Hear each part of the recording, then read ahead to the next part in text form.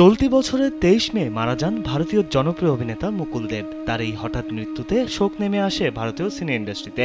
জনপ্রিয় এই অভিনেতার মৃত্যুকে ঘিরে ছড়িয়ে পড়েছিল নানা জল্পনা কল্পনা। এবার সেই সব রহস্যের জট খুললেন তার ছোট ভাই অভিনেতা রাহুল দেব। প্রকাশ করলেন বড় ভাইয়ের শেষ দিনগুলোর নির্মম বাস্তবতা ও মৃত্যুর পেছনের করুণ কারণ। ভারতীয় এক গণমাধ্যমকে অভিনেতা রাহুল বলেন, মৃত্যুর আগে টানা ৮.৫ দিন হাসপাতালের আইসিইউতে চিকিৎসাধীন ছিলেন মুকুল। তার এই অবস্থার অন্যতম কারণ ছিল অনিয়ন্ত্রিত খাদ্যাভ্যাস। তিনি আরও বলেন, চিকিৎসার দিক থেকে দেখতে গেলে খাওয়া দাওয়ার অভ্যাস ঠিক না হলেই এমন পরিণতি হয়ে থাকে। শেষ ৪-৫ দিনে ও পুরোপুরি খাওয়া বন্ধ করে দিয়েছিল। মুকুলের এই খাদ্যাভ্যাস সংক্রান্ত জটিলতা শেষ পর্যন্ত তার শারীরিক অবস্থার অবনতি ঘটিয়েছিল। স্যান্ডেলিনা সো, রূপচর্চায় আভিজাত্য।